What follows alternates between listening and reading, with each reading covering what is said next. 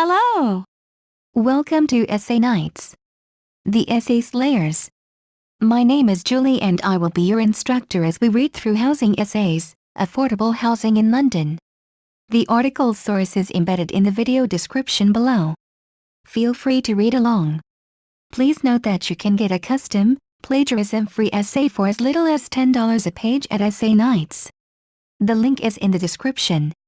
1.1 Arguments and Discussions. A report published recently by the Greater London Authority on the problem of affordable housing in London in June 2005 revealed that the issue of affordable housing, Carn and Wallman, 1992. Pages 16, was the most pressing matter Londoners wished to see dealt with in terms of improving London as a place to live, Greater London Authority, 2005. Section 2.3. The Barker Review of Housing Supply not only supported this viewpoint, but it identified housing as a basic human need. Barker, 2006. Pages 1. Affordable housing in London is therefore a controversial and highly topical subject at the moment. Carn and Wallman, 1992. Pages 16. Barker, 2006. Pages 7.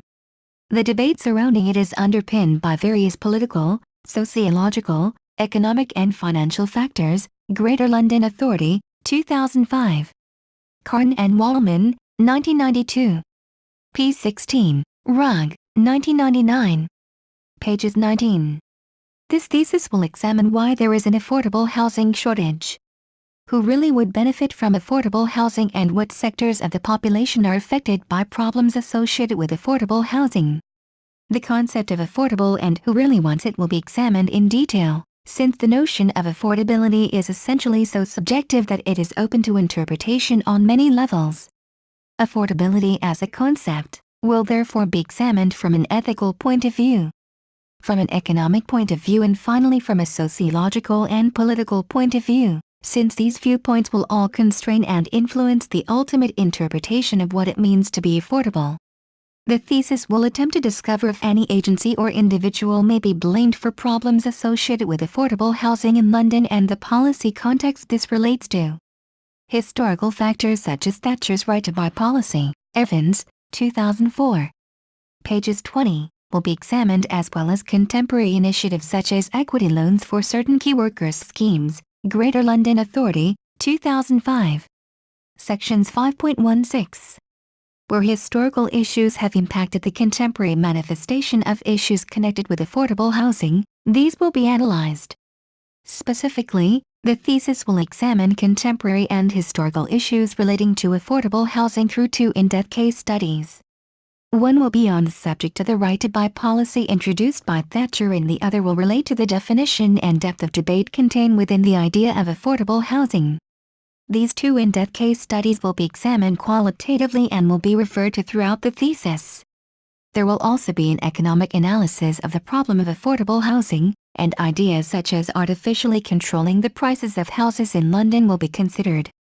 In this sense, there will be a theoretical evaluation of who really wants affordable housing, as the research will specifically ask if it would be desirable to advocate the imposition of affordable housing upon the London housing market. The thesis will also consider various issues which are related to the problem of affordable housing, such as social and economic policies within the city itself and the social problems which are themselves shaped by shortages of affordable housing in London. Therefore, various themes will be drawn out during the course of the thesis, and these will include social exclusion, poverty, salary concerns amongst professional and semi-professional sectors, house prices, population and demographic cleavages, antisocial behavior and crime. Greater London Authority, 2005, Section 5.16. These themes will be drawn together to ultimately address the question of who really wants affordable housing. 1.2 Conclusions and Recommendations. At this stage, the conclusions and recommendations of the chapter are that given the issues which have been highlighted above, an argument can be made that affordable housing is a controversial issue which warrants further investigation. These investigations will attempt to shed more light on the concept of affordable housing and who really wants it. The next chapter will look at the methodology for the thesis, which will set out the means through which this may be achieved. Chapter 2. Methodology 2.1 Overview. This section will explain the definition and nature of qualitative research and how it will be used in the thesis inquiry. It will outline the research methods which will be used in the research and what framework these methods will be used within. The research will be based upon the qualitative analysis of 2 case studies. One contemporary, which will be based on the concept of affordable housing itself, and the other historical, and this will center it on the right to buy policy introduced by Thatcher in 1980. These case studies will be derived from examination of published texts within the field of economic and politics. These texts have been identified as an appendix to the thesis. Where quantitative information is relevant to the thesis, this will be looked at, but evaluated qualitatively, since the basis of the research will be mainly qualitative in nature. Primary evidence in the form of interviews was also used. 2.2 Hypothesis. There are 2 hypotheses which will feature in this thesis. The first is that affordable housing is needed and wanted by the economically disadvantaged within London, and these groups include the poor, the disabled, and specific sectors of workers who do not earn enough money to buy their own houses within London. Another hypothesis of the study is that affordable housing is a problem which comprises many interrelated and intersecting issues, all of which may be seen as sociological, economic, and political. It follows that any credible proposals in relation to lessening the problem of affordable housing must take this into account and simultaneously address economic, political, and sociological problems. The essence of this hypothesis is therefore that this is the best way to understand and to approach the description and evaluation of the problem of affordable housing in London and who really wants it. These hypotheses will be tested throughout the thesis. 2.3 Aims and Objectives. Specifically, the primary aim of the study is to examine whether the above-mentioned hypotheses can be supported. Overall, the aim of the study is to examine the concept of affordable housing in London and who really wants it. Primary qualitative data in the form of interviews with key workers and London residents affected by the affordable housing problem will also be conducted in order to achieve a better understanding of the problem of affordable housing in London. Another aim of the study is to present and interpret these results. Various perspectives on the problem of affordable housing. Its possible solutions and impacts will be advanced and discussed by the writer on the basis of these investigations. The study will aim therefore to use this discussion in order to achieve a more full understanding of the problem of affordable housing in London. Who really wants it in related sociological, economic, and political issues. Ultimately, the thesis will aim to add original literature to the research pool in relation to the problem of affordable housing in London, providing a detailed and holistic overview of the problem, who it affects, and how its adverse effects may be lessened. 2.4 Arguments and Discussions. Definition of qualitative research. Explanation of why qualitative research is appropriate. There are 2 main categories of research methods. Qualitative methods, Bryman, 1995, p. 20, and quantitative methods, Bornett, Chamberlain, and Wengroff, 2000. Chapter 1. The best way to define one is by reference and comparison to the other, since the paradigm of research inquiry is mainly split between these 2 different research rationales, Bryman, 1995, p. 95 and 20. Qualitative research aims to explain concepts and phenomena, Bryman, 1995, p. 95. Specifically, the concept of affordable housing will be addressed in this research. As we have seen explained above, the focus of the research will be mainly qualitative in nature. However, in what ways is a qualitative research inquiry more appropriate to this question relating to affordable housing? Qualitative research tends to be more holistic, Knowles and Sweetman, 2004. Pages 12, than specific, which means that it seeks to understand a topic in the round, Bryman, 1995. Pages 20. On the contrary, quantitative methods value specificity and outcome-linked methods of research, Trout, 1998. Pages 113. This holistic characteristic of qualitative research fits the wider aim of this thesis inquiry, as the problem of affordable housing, its causes, purpose, its critique, and its improvement are all topics which, too, must be understood and approached in the round. Therefore, while quantitative work tends to predict and hypothesize, Trout, 1998. Pages 113, about possible outcomes, The qualitative researcher will often embark upon the research inquiry with an open mind. Brahman, 1995. Pages 20. Researching malleable conclusions as the inquiry unfolds. This open-ended research framework therefore fits the infinitely complex dynamics of affordable housing more appropriately. Greater London Authority, 2005. Section 1 to 5. This open-ended research aim, Knowles and Sweetman, 2004. Pages 12. Relating to qualitative research may be contrasted with the aim of quantitative research, which usually seeks to be confirmatory. Trout, 1998. Pages 113. Rather than, and also more so than, explanatory. Harrison, 2001. Pages 68. In this context, qualitative research may be understood as inductive. Brahman, 1995. Pages 20. Whereas quantitative research tends to be more deductive in nature. This type of research, qualitative, tends to be situational in nature and tends to reflect given cultural and theoretical mores. Knowles and Sweetman, 2004. Pages 12. This imbibes qualitative research methods with a level of subjectivity which would not be appropriate in a quantitative or positivist study, since the processes under examination. Greater London Authority, 2006. Sections 1 to 5 often cannot be pinned down by or encapsulated within a quantitative research framework. Again, these characteristics of qualitative research fit the inquiry into affordable housing more appropriately, since the levels of subjectivity involved in the arguments and theories connected with affordable housing are vast. Greater London Authority, 2006.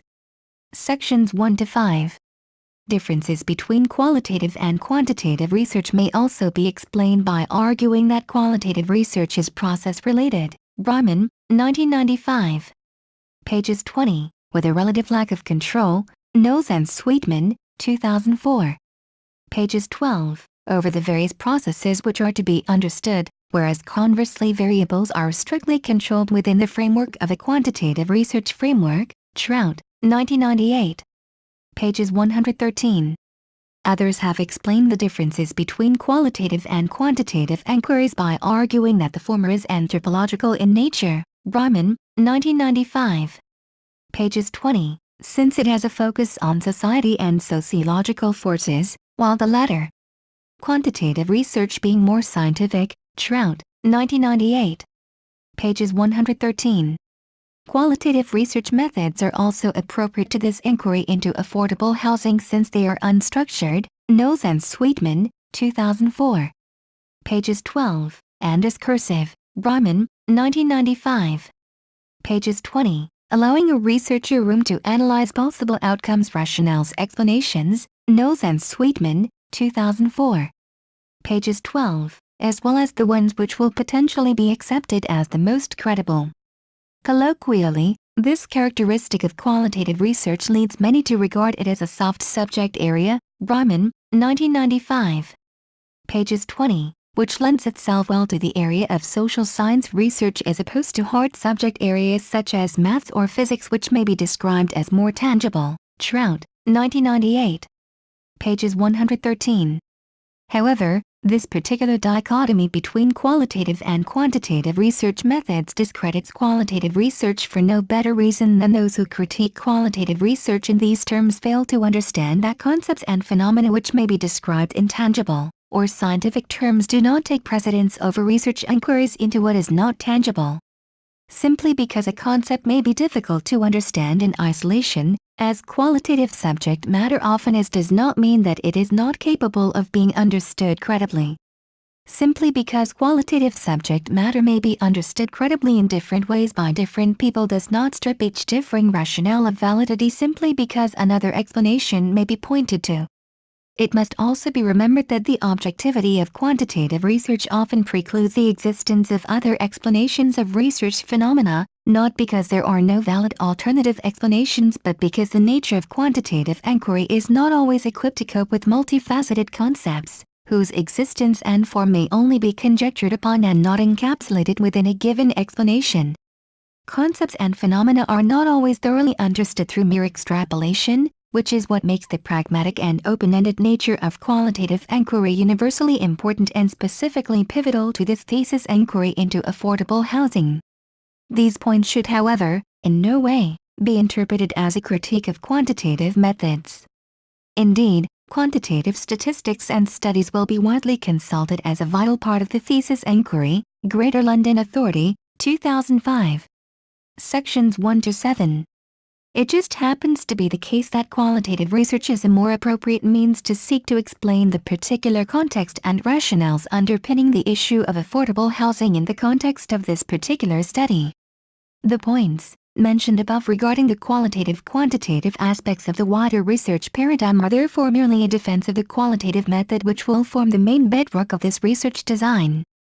2.3 Sources and framework. This thesis will rely upon primary data gathered through interviews with interested parties and stakeholders in the area of affordable housing.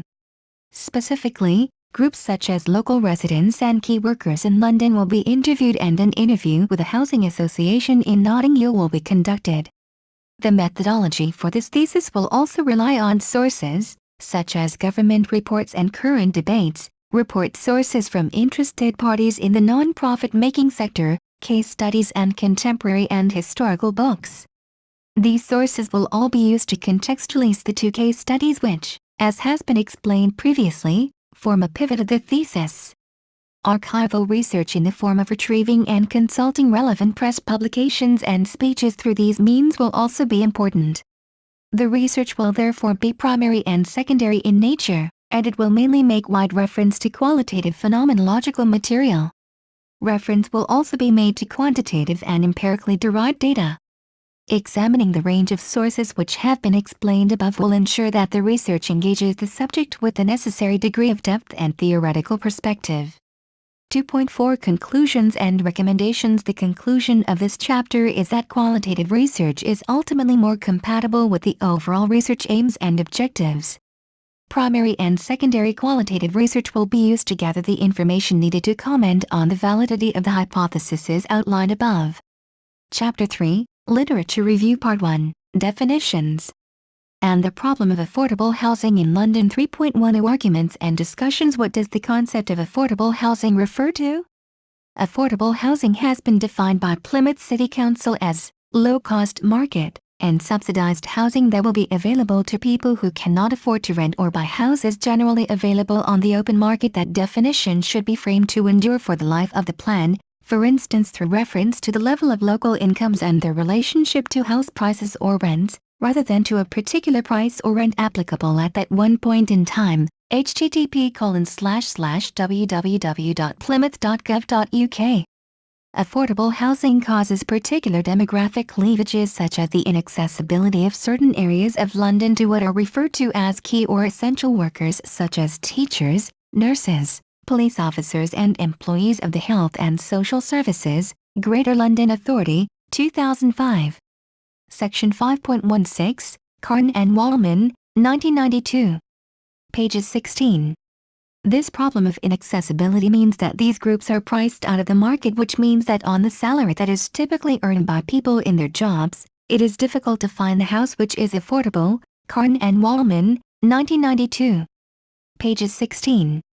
The problem of affordable housing has also defined as infrastructure needs. These needs have been elaborated on in the following way. The changing face of London's population has immediate implications for every aspect of London life: education, transport and infrastructure, employment and employability, competitiveness and culture. Housing provides a useful example. London has 42% of England's most overcrowded households. Greater London Authority, 2006. Section 2.8. Affordable housing therefore refers to a situation where there are not sufficient numbers of houses being built to satisfy the level of demand there is for these types of houses and accommodation in general. Greater London Authority, 2006. Section 5.17 and Carn and Wallman, 1992. Pages 16, Barker, 2006. Pages 7. This situation, some would say artificially, increases the price of property within certain areas affected by affordable housing shortages. These are essentially the mechanics of affordable housing. This definition therefore goes to the heart of what the concept means in practical and real terms. However, this definition does not encapsulate how malleable this concept of affordable housing can be when it is viewed from particular standpoints. The concept of affordable housing is particularly linked with certain social and economic problems, such as social exclusion, poverty and crime. Paccioni, 1997. Pages 7 and Rugg, 1999. Pages 19. This is also supported through the primary research findings of the writer. An interview with Kate Bond revealed that she was suspicious of the social problems which are associated with affordable housing developments and is reluctant to allow her children to play in these areas. Interview 1, 2006. Pages 1. Affordable housing can therefore also be interpreted from a purely ethical standpoint, in which case it would refer to the wider problem of housing shortages being linked to problems such as poverty, crime and low wages for certain sectoral groups. In terms of economics, and this will be looked at in more detail in the next section, this ethical perspective is somewhat suspended from the analysis and the problem becomes one which is defined in terms of how certain factors such as supply, demand, resources and money shape the concept of affordability in terms of the housing sector. These issues of definition are important to an analysis of affordable housing since, if one is to examine the question of who really wants affordable housing, it is imperative to extrapolate the concept in sufficient detail. Therefore, the problem of affordable housing and its theoretical underpinnings and context will be examined alongside a discussion of what the concept essentially means to different people, as the next section, an economic analysis of the problem of affordable housing and who really wants it, will elucidate. 3.1b Economic analysis of the problem. The price of housing in a free market economy is determined by supply and demand. The supply of houses increases, other things equal, as the price of housing rises. The reason for this is that as the price of housing rises, other things equal, producers will find it profitable to allocate more resources to the production of houses relative to the production of other things they might otherwise produce. However, as the price of housing rises, other things equal, the demand for housing falls. The reason for this is that as the price of housing rises, other things equal, consumers will find it advantageous to substitute away from the consumption of houses towards the consumption of other goods that are now relatively cheaper to purchase. The price of housing, known as the equilibrium price, is the price at which these two forces, demand and supply, are equal. This is how economists typically analyze markets. Landsberg, 2002. Ch1. How does the price of housing adjust to ensure that equilibrium is reached? If demand exceeds supply, then there is more demand for housing at the existing price than producers are willing to supply at that price. In such circumstances, economists say that purchasers of houses are rationed. Not everyone who wants to buy a house at the existing price can get one. These potential purchasers start competing with one another by offering suppliers a slightly higher price for a house than was the case in the market initially. This has two effects. First of all, the higher price induces more supply, and secondly, the higher price lowers demand. This means that the excess demand in the market that existed initially falls as a consequence of competition between rationed purchasers. Naturally, this process of competition will continue until prices have been bid upward sufficiently to ensure that demand and supply are equal. At this point, no one is rationed and excess demand falls to zero. Of course, this process can be reversed. Imagine that at the existing price the supply of houses exceeds the demand. Now it is the producers of houses who are rationed. Not everyone who wants to sell a house at the existing price can. As before, these potential sellers start competing with one another by offering purchasers a slightly lower price for a house than was the case in the market initially. This has two effects. First of all, the lower price induces less supply, and secondly, the lower price raises demand. This means that the excess supply in the market that existed initially falls as a consequence of competition between rationed sellers. Just like the previous case, this process of competition will continue until prices have been bid downward sufficiently to ensure that demand and supply are equal. At this point, no one is rationed and excess demand falls to zero. Landsberg, 2002. Ch7. What are we to make of this analysis from economics? Economics helps us to understand how prices are determined. They are determined by the forces of supply and demand operating through the mechanism described above. But can this give us some insight into the concept of affordability?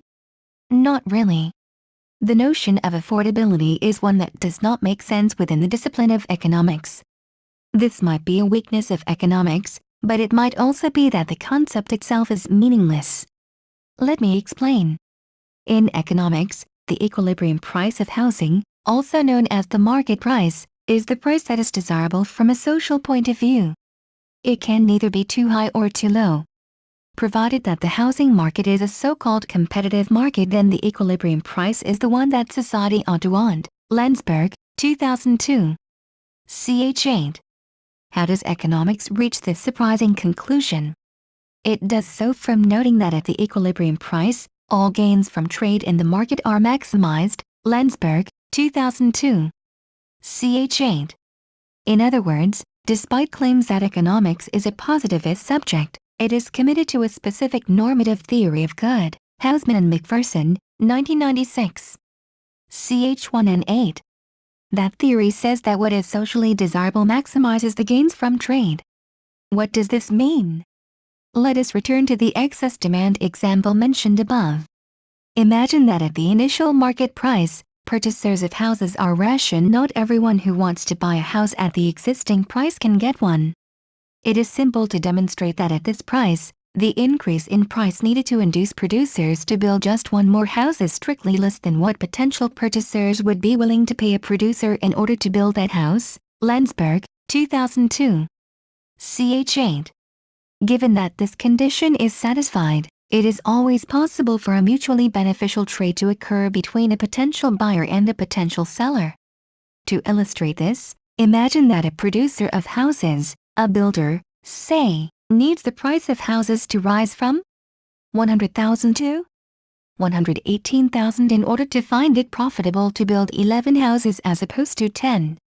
If there is a situation of excess demand in the market whenever the price of the house is 100,000, then it is always possible to show that the maximum price someone would be willing to pay in order to induce the producer to build the additional house is strictly greater than 118,000. If that price is, for example, 150,000, then the two parties can trade to their mutual advantage. Imagine that the potential buyer offers the producer a price of 125,000 in order to build the house. This is a price that producer will happily accept. He or she would have built the house for 118,000 but instead gets 125,000. The producer is better off by 7,000. Economists say that producer surplus rises by 7,000. Landsberg, 2002. Ch. 8. Similarly, the buyer gets the house for 125,000 but was willing to pay 150,000 for it. The buyer is better off by 25,000. Economists say that consumer surplus rises by 25,000. Landsberg, 2002. Ch. 8. An important insight from economics, as seen in this example, is that mutually advantageous trade is possible. Trade is not necessarily a zero-sum game. How does this relate to the idea that the equilibrium price is the socially desirable one? It does so in the following way. As the excess demand in the market is gradually eliminated through upward movement in prices, the scope for mutually advantageous trade between buyers and sellers shrinks. Remarkably, when the excess demand for houses vanishes and the market is in equilibrium, no more mutually advantageous trades are possible. The price that would induce a producer to build an additional house is equal to the maximum price someone would be willing to pay for it. Neither consumer surplus nor producer surplus can rise if this trade takes place. At the market equilibrium, all gains from trade have been realized and no more are possible. Economists refer to this state as one of economic efficiency or Pareto efficiency. Landsberg, 2002. Ch. 8. The above analysis is the main reason why economists, admittedly with some caution, advocate the use of free markets. If a market is competitive, then it will produce on its own devices an equilibrium that is socially desirable. if one accepts the principle of economic efficiency. Adam Smith referred to this general idea, albeit in a different context, as the invisible hand. He said every individual, generally, indeed, neither intends to promote the public interest, nor knows how much he is promoting it. By preferring the support of domestic to that of foreign industry, he intends only his own security.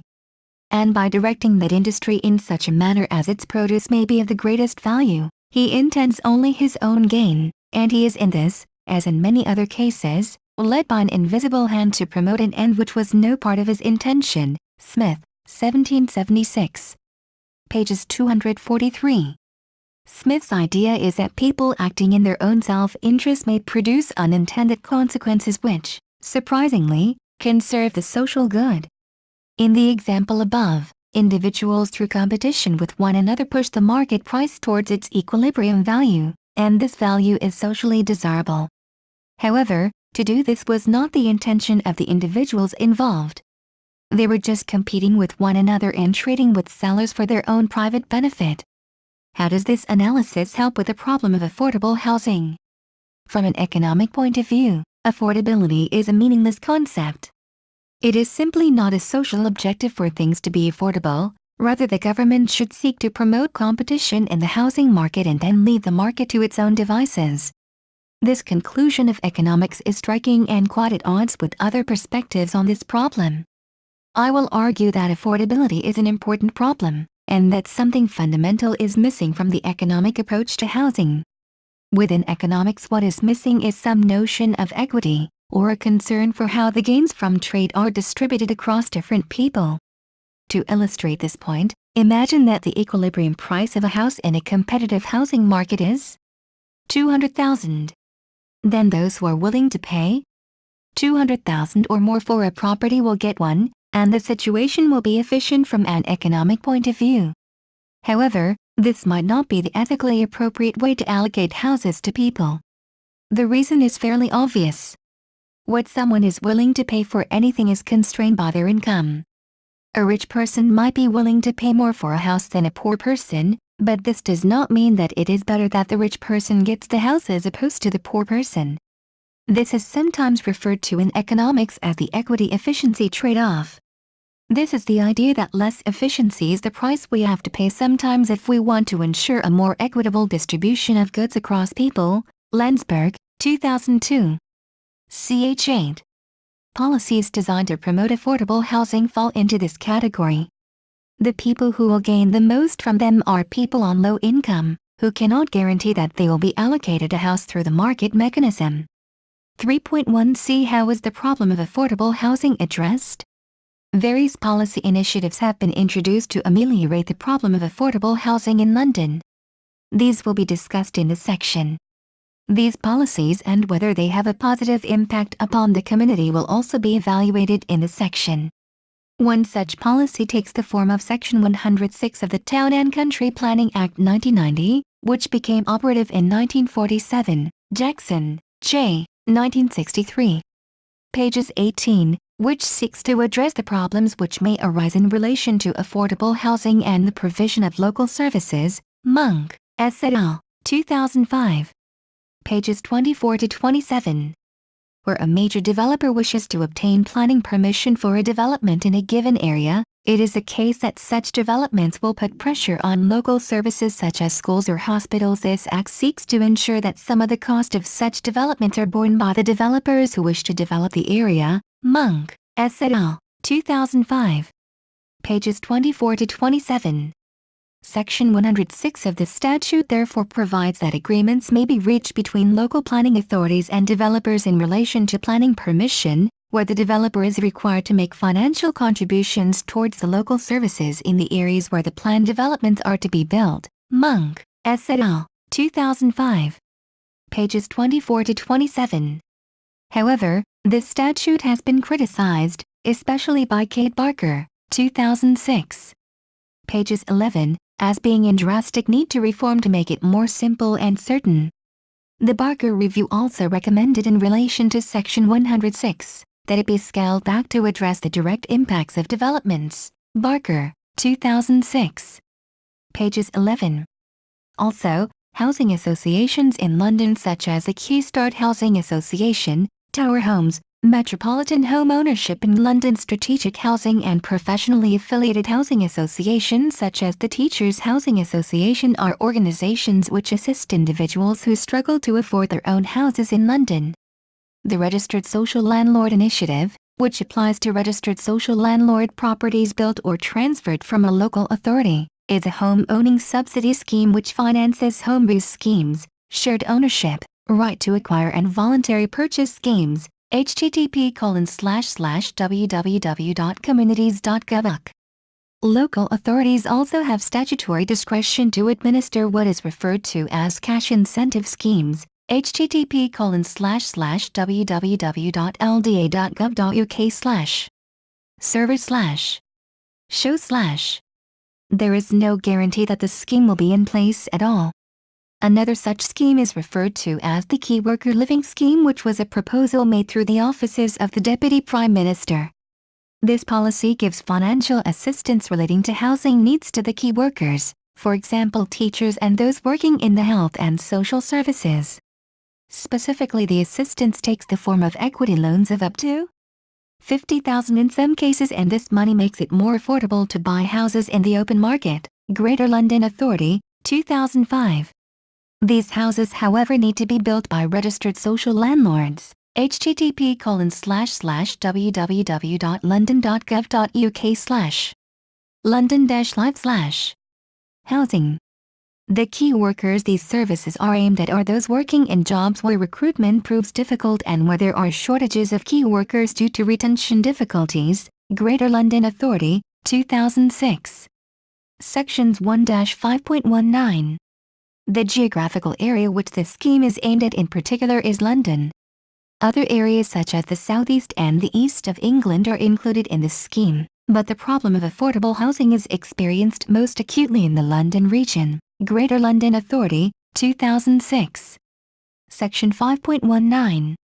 This scheme also incorporates shared or co-ownership schemes where it is possible to purchase a percentage of the property and rent the rest of the property at a subsidized rate. http://www.lda.gov.uk/. However, the question of whether this assistance is really of benefit to the community must be posed. One could ask, is the problem of affordable housing just a symptom of wider public policy issues? Greater London Authority, 2006. Section 5, such as inadequate salaries in the public sector for professions like teachers, nurses and social services employees, which is ignored? To provide one example of this problem of inadequate salary among key workers, the writer can refer to her interview with Mr. Samuel Cummings, a police officer, who has to live with his parents, as his salary of £23,500 is not enough to allow him to live alone in central London. Interview 2, 2006. It may be argued therefore that the piecemeal contribution which affordable housing schemes make towards improving the overall standard of living of these groups just conceals the problem of low-paid public sector workers in London. In any event, the problem of affordable housing is continuing to grow, and the next section will look at why. Specifically, the next sections will attempt to explain, within a sociological and political framework, the reasons why affordable housing continues to pose major challenges in terms of policy and a potential solution. Greater London Authority, 2005. Sections 1-5 and Rugg, 1999. p. 19-20. This analysis will begin with a look at some relevant statistics. 3.1d Statistics associated with affordable housing in London. In spite of the above-mentioned schemes, problems associated with affordable housing continue to rise. Greater London Authority, 2006. Rugg, 1999. The issue of affordable housing and problems associated with it are intrinsically linked to the rapidly growing population. Greater London Authority, 2006. Section 2.3 Within London and associated demographic cleavages such as the fact that households are getting smaller. Greater London Authority, 2006. Section 1.1 And London, and indeed the UK, has an increasingly aging population. Greater London Authority, 2006. Section 2.3.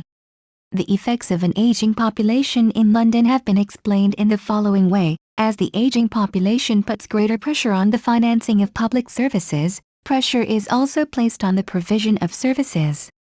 Greater London Authority, 2006. Pages 13 to 14. London has a population of approximately 7.3 million, which is projected to rise to 8.1 million in 2016. Greater London Authority, 2005. Section 3.8. The London Plan has also estimated that there were 3.1 million households in London in 2001. Greater London Authority, 2006. Section 3.8, which is projected as rising to approximately 3.5 million in 2016. Greater London Authority, 2005. Sections 3.7 and 3.8. London, particularly the inner city, is affected severely by unemployment. Greater London Authority, 2006. Section 3.7, which stood at 7.1% in 2003. Greater London Authority, 2005. Section 3.7. This, statistically, was the worst rate of unemployment among all regions in the United Kingdom. Greater London Authority, 2006. Section 3.6.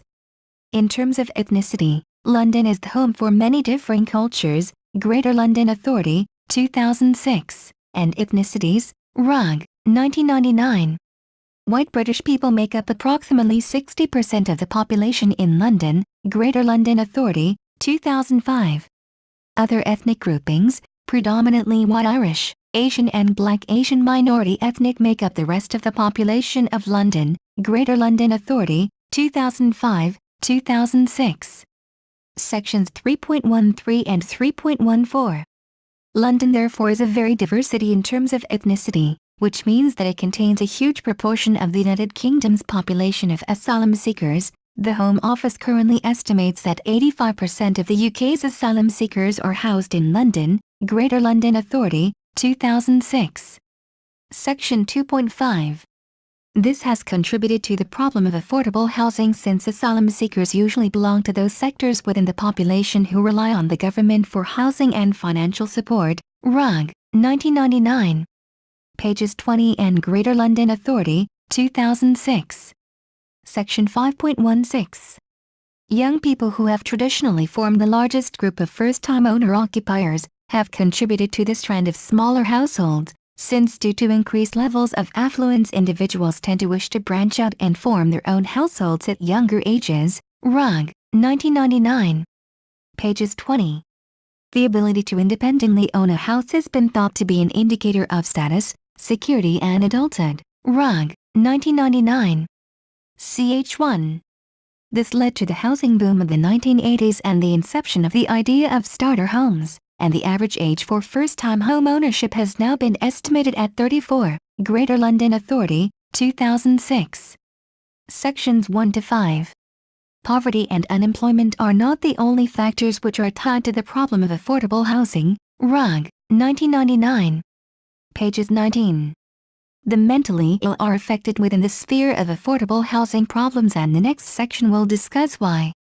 3.1 Affordable housing for special needs people. It has been estimated that in 2004 to 2006 approximately 500 care homes or supported accommodation facilities were available to house those in need of supervised and supported housing care. Greater London Authority, 2005. Section 5.15. This figure represents 5% of the market for rental accommodation within London. These facilities have an annual budget of approximately 50 million. Yet, this figure is dwarfed when compared with other government expenditure, such as the figure spent on health, which can be seen by examining diagram 1.1 below. It can be seen, therefore, from the high levels of homelessness among the mentally ill or physically disabled, that affordable housing for these sectors of individuals is drastically under-resourced. RUG, 1999. Pages 19. Diagram 1.1, where taxpayers' money from the 2006 budget is spent. 3.1 Trends within London and the UK housing market. Demographic trends and the socio-economic environment which shapes them, as discussed above, have had a great impact upon the problem of affordable housing in London. Greater London Authority, 2005. Sections 1 to 5. This has been responded to with greater levels of research being conducted into why affordable housing has become a problem and how problems associated with it may be addressed. Greater London Authority, 2005. Sections 1 to 10, 3.2 Conclusions and Recommendations. It has been concluded that the problem of affordable housing seems to affect certain disadvantaged groups within society, such as the poor and disabled, disproportionately. Other conclusions and recommendations of this chapter are that the problem of affordable housing in London is multifaceted and should be recognized as such. These facets include economic, sociological and political factors, and it follows that any proposed solution must take account of these overlaps and intersections. This point has been elucidated throughout the arguments and discussion section of this chapter. In particular, the hypothesis that affordable housing must be examined in a holistic manner which refers to all of these factors has been made. This has been highlighted by the economic analysis of the problem of affordable housing, which argued that it is difficult to fully grasp the nature of and solutions to the affordable housing problem without dealing with the notion of equity, an idea which generic economic analysis would perhaps overlook or regard as meaningless. The next chapter will look at what the main policy recommendations the previously mentioned greater level of research into affordable housing has led to, and it will attempt to set out the prevailing understanding of affordable housing problems which has been reached by interested parties in the area of affordable housing. Greater London Authority, 2005. Sections 1 to 10. This will further reinforce the argument which has been made in this chapter that this issue must be approached in a holistic manner if the analysis is to be a credible one. The next chapter will also attempt to put the concept of affordable housing into an historical context, with a look at Thatcher's right to buy policy, Evans, 2004. Pages 20, and how the consequences of this policy in particular may be relevant to issues of affordable housing in contemporary terms. This analysis will come first. This analysis will ultimately allow a conclusion to be drawn in regards to the central question of this thesis, which is, who really wants affordable housing? Chapter 4, Literature Review Part 2, Affordable Housing Policy Context 4.10 Arguments and Discussions. Affordable Housing Policies. The right to buy policy was introduced in 1980, Evans, 2004. Pages 20 to 22, under the Conservative Thatcher government, Gillard and Hobbs, 1992. Pages 2, in a wave of publicity and media attention. It was aimed at a problem similar in many ways to affordable housing, albeit it was not recognized as such. Evans, 2004. Pages 1 to 20. The policy marked Thatcher's commitment to reject the liberal approach to social housing, Rugg, 1999. Pages 19, which had been previously advocated by Keynes and endorsed by government in the spirit of the Beveridge conception of social justice, Gillard and Hobbs, 1992. Pages 2. To provide a more holistic perspective on her approaches, Thatcher's view of housing and economic and social policy, as well as the climate of social and economic Britain under, has been examined in detail by Evans, 2004. Evans, 2004. Pages 22. Has argued that poverty and the wider problems which have been linked with the idea of affordable housing in the late 1970s and early 1980s caused much division within the Conservative Party. These problems resonated at political, social and ideological levels. In particular, Evans, 2004. p. 22, describes the unprecedented levels of violence including riots that took place in inner-city locations, in particular the areas of London, Manchester and Liverpool. Thatcher believed that the root of this problem was that working-class people had nothing to occupy their time with. Evans, 2004. Pages 22. Perhaps therefore Thatcher underestimated the effects that inadequate social housing can have on society at large. To tie this discussion to the aforementioned definitions of what affordable housing actually may be defined as, it is arguable that Thatcher merely construed the threads of the affordable housing problems too singularly. In any case, her perspective on these social problems was clearly deficient. Thatcher's rationalization of the solution to the social instability that arose chiefly as a result of poverty and other social problems within inner cities from a purely economic perspective was not adequate to ameliorate them. It is arguable that this intransigence on the part of Thatcher has in some way contributed to the problems which exist in Britain today. The next sections will explain why, and the analysis will begin with a look at Thatcher's right to buy policy, which was aimed at addressing the problems which have been looked at by the writer above. The right to buy policy involved giving council house tenants rights to purchase their council houses, and the right generally came into force if the tenant had 3 years tenancy. Evans, 2004. Pages 2 to 22. As a policy, it profoundly influenced the ethos and character of public sector housing in London and throughout the UK. Rugg, 1999. Pages 19. It has produced very sociological, Gillard and Hobbes, 1992. Pages 2, and demographic cleavages and trends, Evans, 2004. Pages 15 to 20. Since its inception, and these have important ramifications for the problem of affordable housing in London. Rugg, 1999. Pages 19, Evans, 2004. Pages 20. These factors will be analyzed in this section. Right to buy involved the whole spectrum of public sector houses, from flats to houses. Evans, 2004. Pages 20 to 21, and as a policy it has been revised and refined since its original inception in 1980. Gillard and Hobbes, 1992.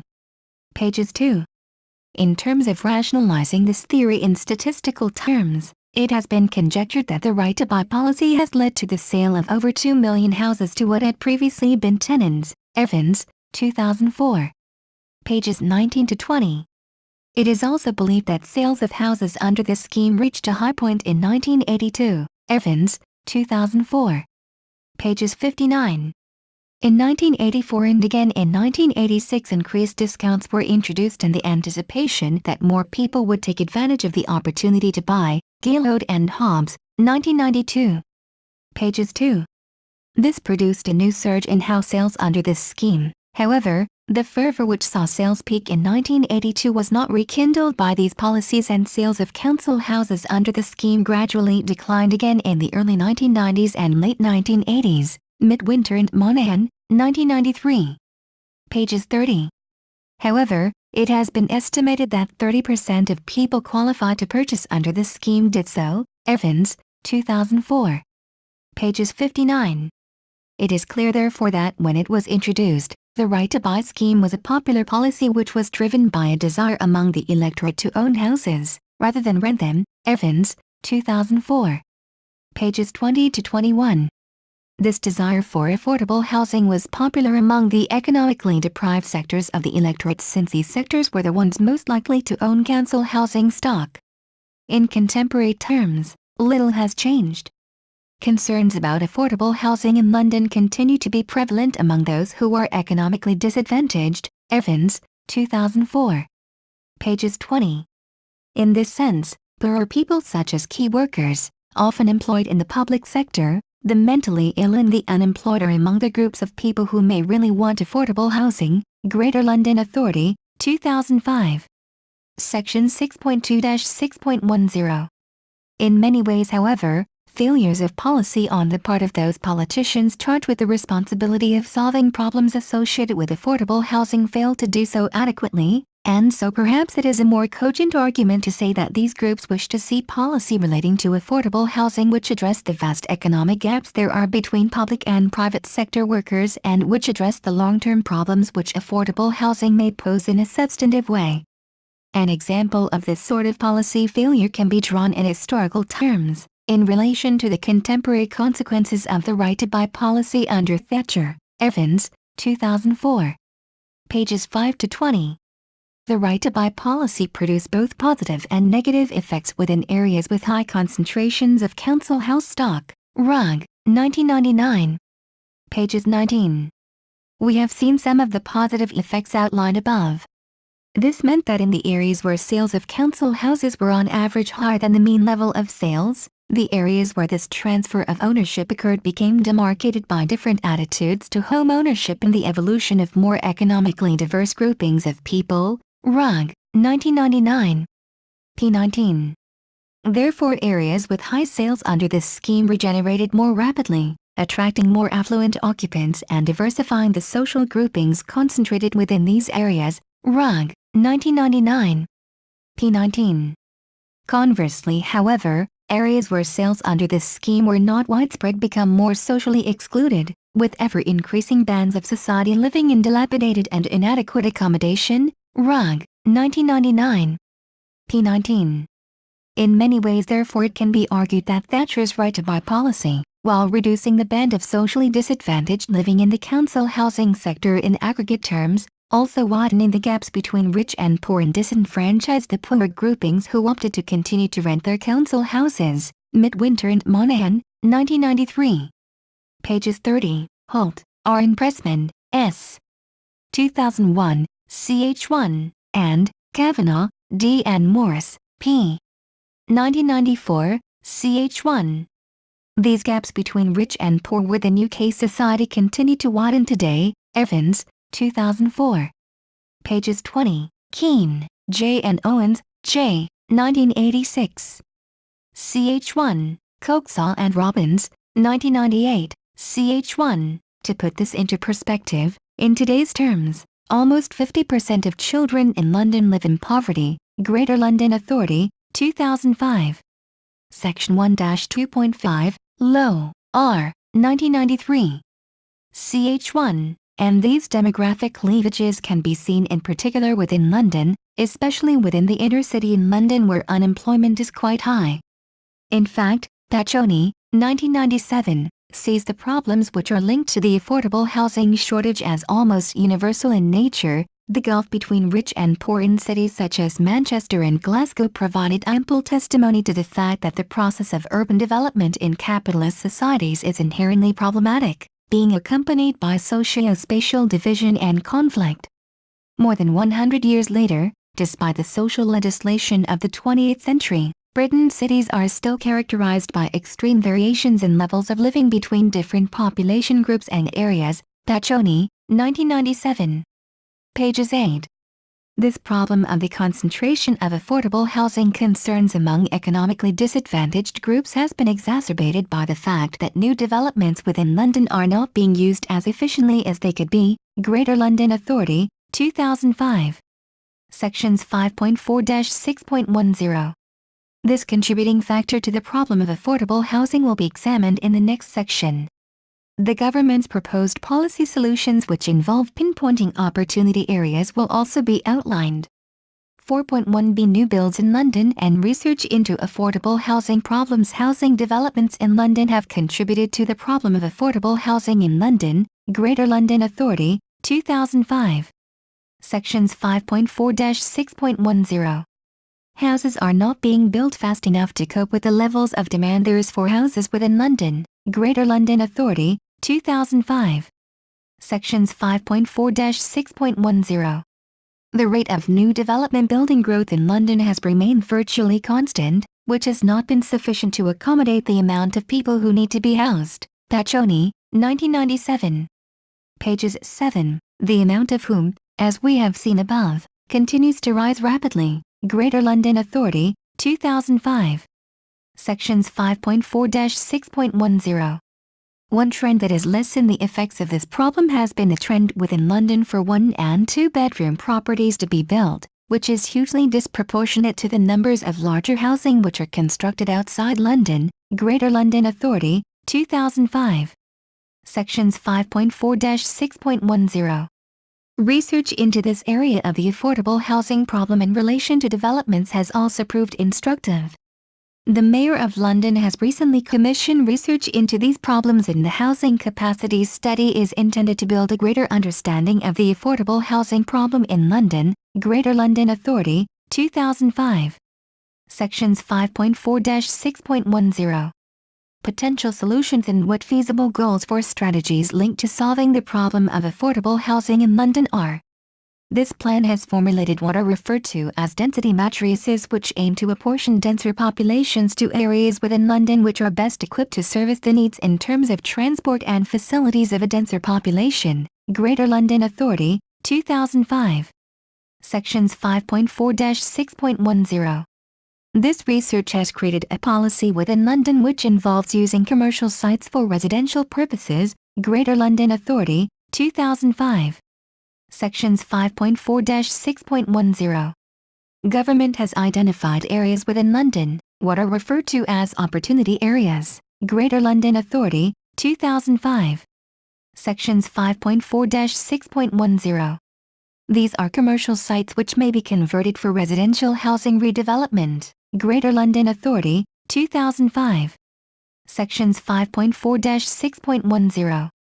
This has been combined with an approach which involves mixing commercial development sites with residential development projects, which are policies which ultimately make better use of space within built-up areas for the purposes of residential housing development. Greater London Authority, 2005.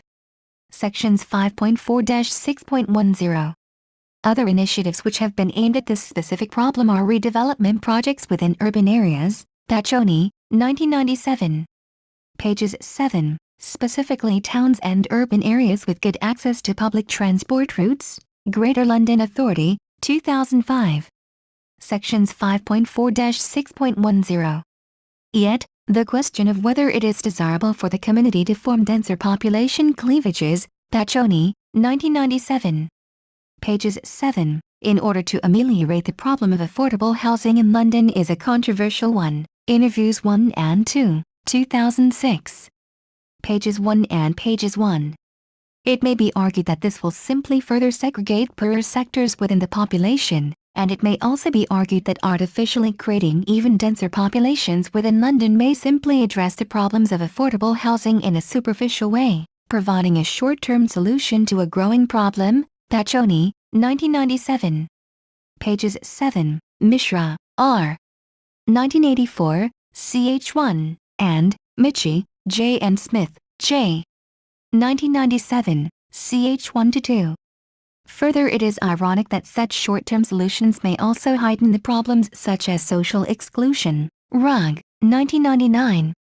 Pages 19-20, and poverty which are routinely associated with the continuing affordable housing crisis in London. In this sense, it can be argued that current policy proposals aimed at addressing the problems associated with affordable housing may simply stunt the problem in the short term, creating longer-term problems similar to those created by Thatcher when she failed to address the situation of those economically disadvantaged groups who opted not to buy through the right to buy policy. Rugg, 1999. Pages 19-20. This critique of government policy may be tied into the question of who really wants affordable housing in London, by arguing that the government may not want to create affordable housing in London, per se. They may merely wish to be seen to tackle the problem and make their rhetoric sound convincing. On the other hand, however, it is easy to superficially denigrate the efforts to ameliorate a problem which has clearly been given due consideration by government actors charged with the responsibility to do so. Short-term solutions may be short-term, but they are still solutions. What matters is their plausibility. Therefore, the longevity of a solution to a particular problem should not represent, of itself, grounds with which to dismiss these proposals to identify areas of London where more dense populations could be accommodated. Clearly, this is a well-thought-out scheme, since the identification of these areas has been linked to identifying facilities such as transportation networks and other facilities which would be needed to support a denser population, and such a rationale is plausible and likely to mitigate problems relating to affordable housing in London in some way. Also worth considering in this context is the fact that the problem of affordable housing is of huge proportions, as has been elucidated through the writer's primary research and in the preceding sections where statistics and a case study of affordable housing were considered, and intertwined with issues of immense complexity. It is not reasonable to expect that the proposals to address problems with affordable housing will provide an overwhelmingly cogent solution to these issues and that this will in turn ensure that all parties to the issue will be convinced of their utility. What is reasonable is that pragmatic and sensible efforts will be made to identify where adverse effects may be lessened, and it appears that while the government's proposed solutions in respect of affordable housing in London may indeed be short-term, they are also plausible and should be considered, not merely in generic terms, by reference to generic characteristics, such as short-termness, but in terms of how sensible and cogent they appear. Also, one might add that the short-term nature of a solution may not in essence be a negative aspect. As has been highlighted in preceding sections, the issues which are intertwined with affordable housing are malleable and changing over short-term periods. Therefore, it may very well be the case that a short-term solution could be the best solution presentable. This, of course, depends upon the nature of the economic climate at any given time. However, to consider the converse of the argument, yet again, while it is possible to defend the veracity of short-term solutions to the problem of affordable housing, it is not likely that one may be able to argue that long and short-term solutions to the problem of affordable housing stand on an equal footing.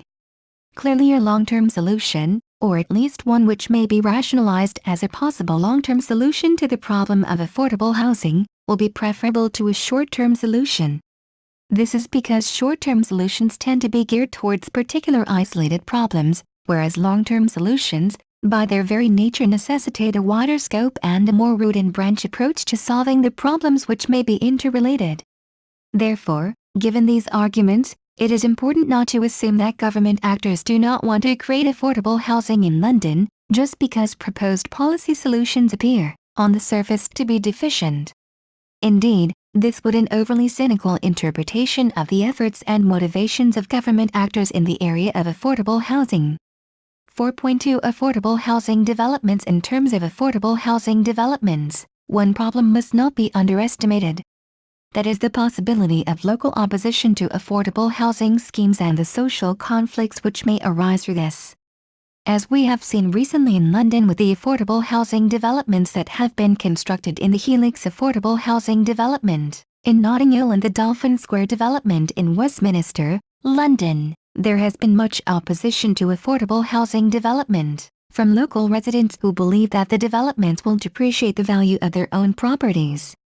Objective research such as the Barker Review, 2006, and a study carried out by Golland, et al., 2004, has argued that these depreciation effects are particularly evident in areas of London such as Kensington and Chelsea and Westminster. Golland, et al., 2004. Pages 17. Freen, A. 2004, has given us an indication of how high feelings have run in relation to this issue. With reference to the Dolphin Square development, many residents believe that the sale represents a breach of trust by Westminster Council, which, they claim, has wanted for years to sell off the block and pocket the proceeds. Freen, A. 2004. Pages 1. Also, the primary research done by the writer supports this view that feelings have run high amongst local residents about the possibility of more affordable housing developments, and the effects of affordable housing policy in general. Specifically, Kate Bond, who was interviewed, described her feelings in relation to affordable housing: uneasy, it's going to decrease the value of the properties in the area, and it's going to lead to overcrowding of the good schools in the area. Interview 1, 2006. P1. Other concerns therefore abound, such as the concern that local schools and facilities will be overcrowded. Specifically, the Helix development in London provides us with a specific example of this. The Helix site currently consists of 17 units, constructed on what used to be a 19th-century estate, which includes family townhouses, a maisonette, apartments, 1, 2 and 3 bedroomed, and a penthouse apartment, with disabled access for one householder. http://www.nottinghamhousing.org.uk/. The Dolphin Square housing development recently completed, and it has now been sold for £200 million to the American property fund Westbrook Partners, half of which was contributed to key workers and affordable housing schemes. Russell's, 2006, pages 1. It is obvious that prospective solutions to the problem of affordable housing will attract levels of criticism from some sectors within the community. Interviews 1 and 2, 2006. Pages 1 and pages 1. For example, one such group could be the middle classes in London who are wealthy enough to have purchased their own houses but have expressed some hostility to the idea that supported accommodation is to be made available within their localities. The Helix development described above is a prime example. In situations like this, there is no solution which will serve the interests of all concerned. The positions of the two competing groups are diametrically opposed. One group perhaps does not object necessarily to the concept of affordable housing, but nevertheless are affected by the not-in-my-backyard mentality, which makes them hostile to affordable housing developments in their communities. and the other group feels that the developments are necessary and that given their own circumstances, their needs should be ranked above those of the people objecting, that is middle classes who share the locality. While instinct possibly could divert an officious bystander to criticize the views of those affected by the not in my backyard mentality, this is perhaps not the best solution. It could lead to acrimony and division between local residents and newer members of the community. Therefore, it is not the answer to simply ignore the sensitivities of those opposed to the developments, however unreasonable or selfish these concerns may be perceived as being. Westminster Conservatives, 2006, p. 1. It may be a difficult balance to strike, but this problem could be approached in the same way that the introduction of factories, nuclear power plants, telecoms masts and other developments which are perhaps seen as unwelcome additions to local neighborhoods are. In this sense, perhaps the two sides to this social conflict may be addressed through the use of some practical conflict resolution and communication measures. It also must be remembered that these schemes may also contribute to the wealth of the community through the improvement of local services. One example being the Dolphin Square housing development in Westminster, London, which created a charity through using the funds gathered from the sale of the affordable housing residences that were built as part of it. Westminster Conservatives, 2006, p. 1. And another example is that the Dolphin Square housing development contains a hotel, restaurant and health and fitness spa, Russell's, 2006, pages 1. In respect of improving communications between both sides of this debate, it is useful to look at the management of nuclear sites throughout the UK, part of which is handled through a company called UKAEA. Regular meetings, consultations and what are referred to as stakeholder initiatives are held with the local communities when plans in relation to undesirable developments are under consideration. UKAEA, 2005, p. 1. These initiatives can prove very successful. UKAEA, 2004. Pages 4, 5 and 6. UKAEA, 2005, p. 1. Therefore it is a recommendation of this thesis to perhaps replicate these approaches in relation to communication strategies and relationship building with local communities hostile to affordable housing developments. This recommendation has been broken down and will be outlined in the next section, alongside others. 4.3 Conclusions and Recommendations. Specifically, the recommendations of the writer in relation to lessening the effects of potential social conflict in areas where affordable housing developments are being planned are as follows. 1. More information should be available to residents like Kate Bond, Interview 1, in localities where affordable housing schemes are intended to be constructed. 2. This information should be detailed and be provided well in advance of construction, perhaps through leaflet drops and publications in local press. 3. There should be local consultation with interested groups and local stakeholders. 4. Perhaps impose some limitations upon who can apply for the schemes, to ensure that competition for houses in the locality is sustained to a point and also to ensure that the houses which are built under the affordable housing schemes actually go to those who need them the most. 5. Perhaps monitor and increase key services, such as schools, transport and leisure facilities, for those areas that are to be affected by the new affordable housing developments. The overall conclusions and recommendations of this chapter largely therefore reinforce the findings of the last chapter. This is that the solution to the problem of affordable housing must be an integrated one which incorporates an understanding of sociological, political and economic factors. It has also been concluded that the problem of affordable housing in London affects certain sectors within society such as the disabled, the poor, the young and certain key workers in a disproportionate manner. Solutions to the problem could therefore target these groups more effectively.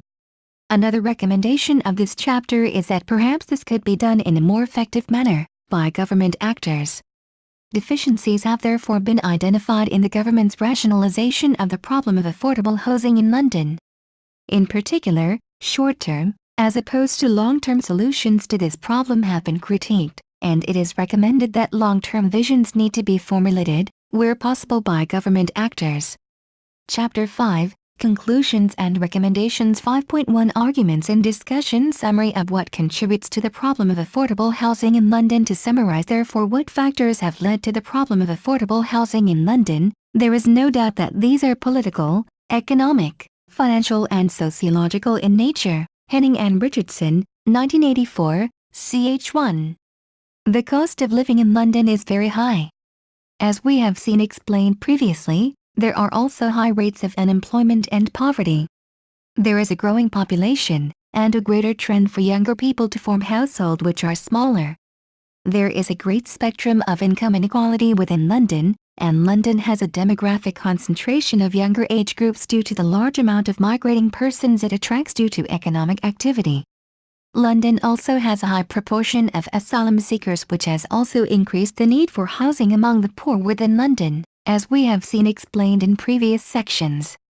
5.2 Conclusions and Recommendations. In conclusion, therefore, perhaps the main point this thesis has made is that affordable housing in London is of substantial proportions, which should not be underestimated. It has the potential to create much social division and acrimony, if it is not handled sensitively and carefully by government actors and their agents. The fact that affordable housing has been identified by the Greater London Authority, see the introduction, where this research is referenced, as one of the most important issues to Londoners, in itself evidences the dimensions of the problem. Therefore, the questions of why there is an affordable housing shortage. Who is to blame? Who is affected by the problem? What are the social problems affected by the shortage of affordable housing? What is the current policy status and how affordable housing is related to other economic and social policies within the city have been addressed and examined throughout the thesis. There was also an economic analysis of the problem and concept of affordable housing. These issues have been looked at qualitatively, mainly through the medium of two case studies, one historical and the other contemporary, which have been examined comprehensively throughout the thesis. Ultimately, this analysis was tied into an analysis of who really wants affordable housing in London. Dichotomies in the definition of affordable housing have been looked at.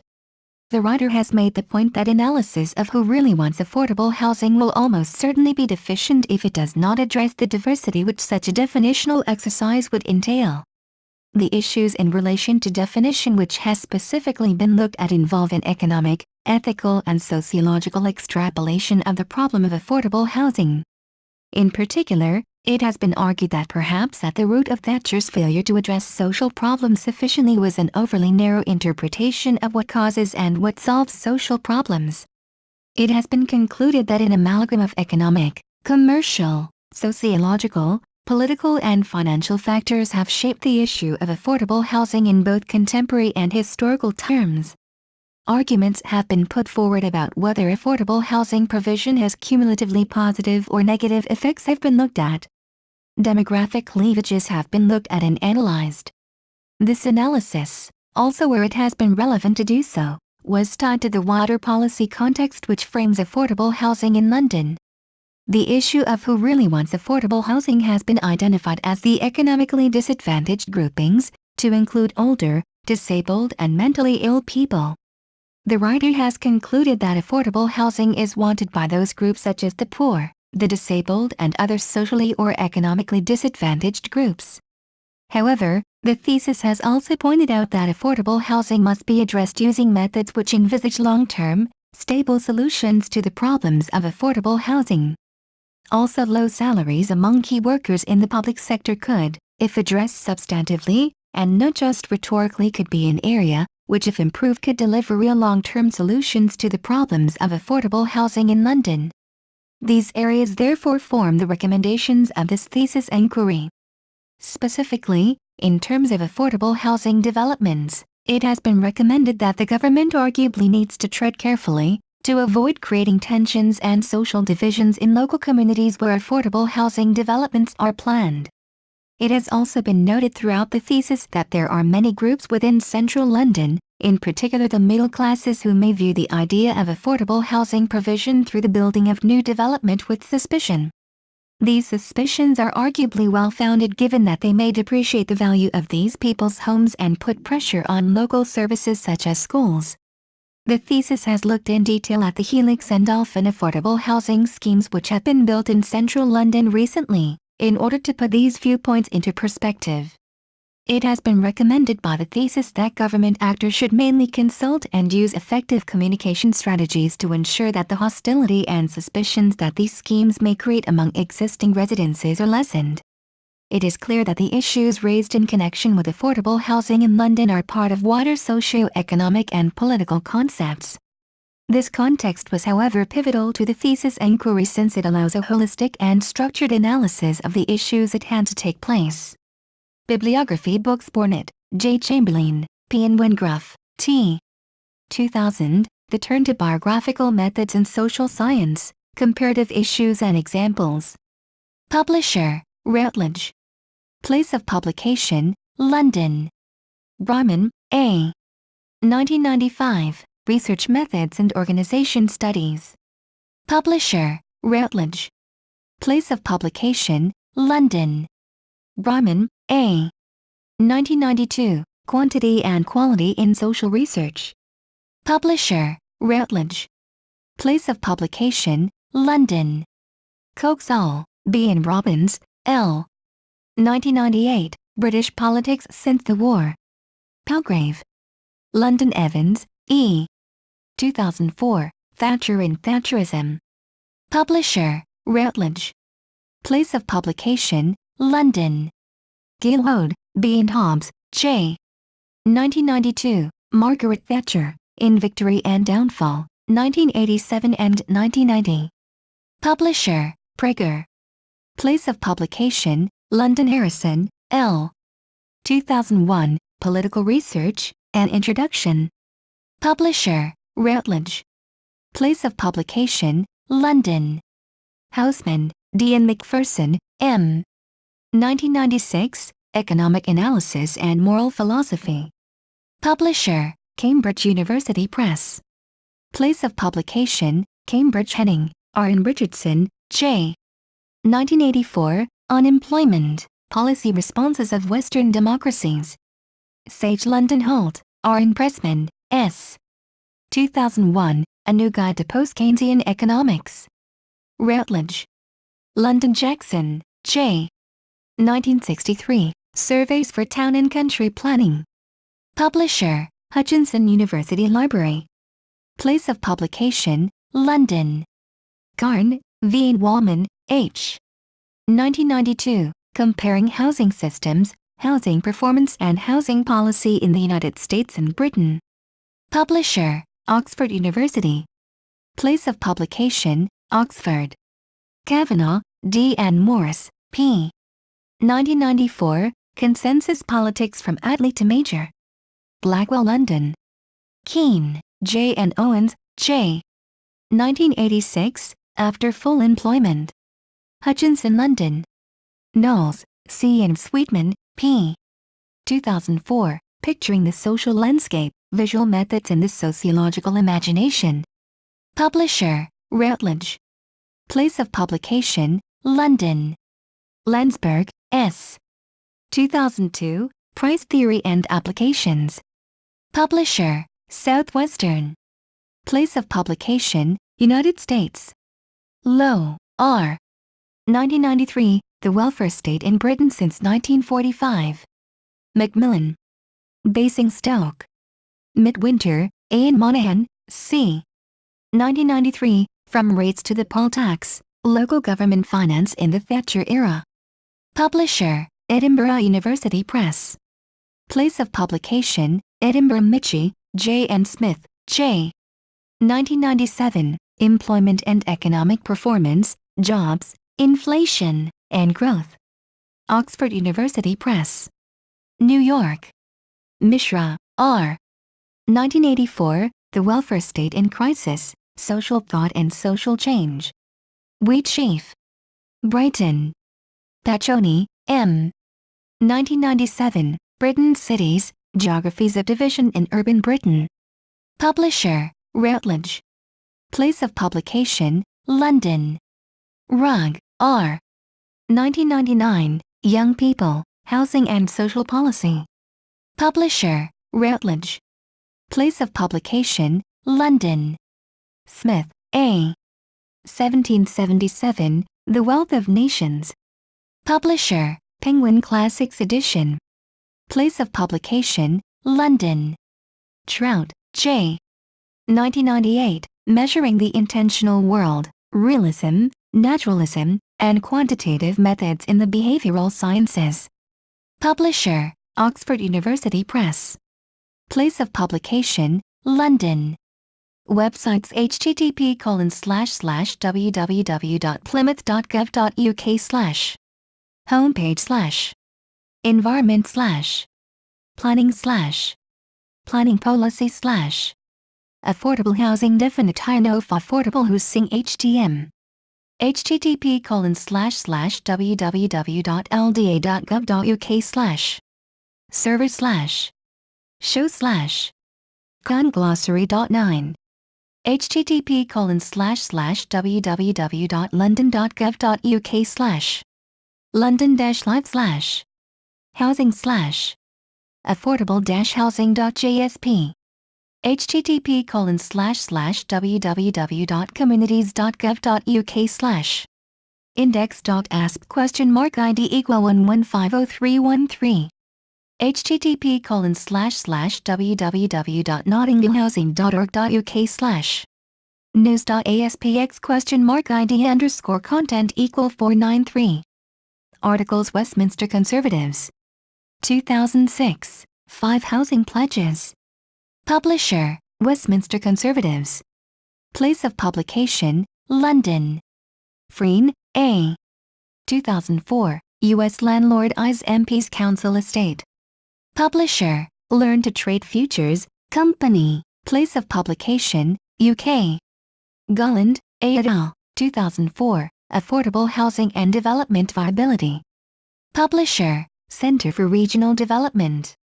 Place of publication, UK. Russell's, 2006, Dolphin Square Sale Completes. Publisher, Russell's. PLC of publication, London. Reports Barker, K.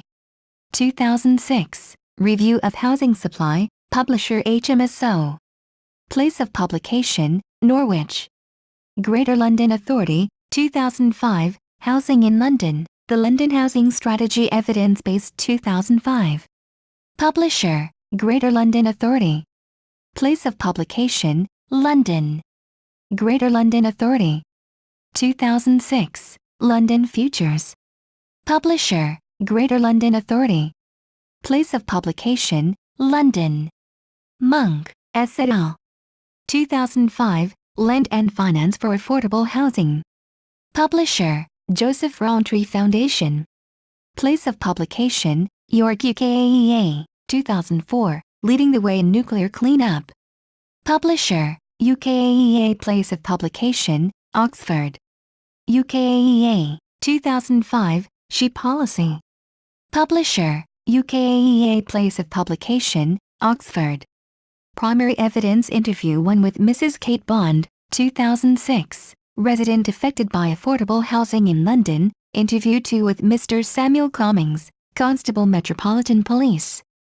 Appendix 1 Sources mainly referred to as the basis for the 2 case studies, Evans, E.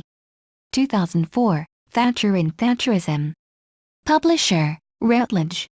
Place of publication, London. Gilhood, B. and Hobbs, J. 1992, Margaret Thatcher, In Victory and Downfall, 1987 and 1990. Publisher, Prager. Place of publication, London. Midwinter, A. and Monaghan, C. 1993, From Rates to the Poll Tax, Local Government Finance in the Thatcher Era. Publisher, Edinburgh University Press. Place of publication, Edinburgh. Landsberg, S. 2002, Price Theory and Applications. Publisher, Southwestern. Place of publication, United States. Smith, A. 1777, The Wealth of Nations. Publisher, Penguin Classics Edition. Place of publication, London. Greater London Authority, 2005, Housing in London, The London Housing Strategy Evidence-Based 2005. Publisher, Greater London Authority. Place of publication, London. Thank you for taking your time to listen to me. I hope you enjoyed learning about housing essays, affordable housing in London as much as I did. Kindly remember that you can get a custom, plagiarism-free essay at Essay Nights for as little as $10. The link is in the description. See you next time.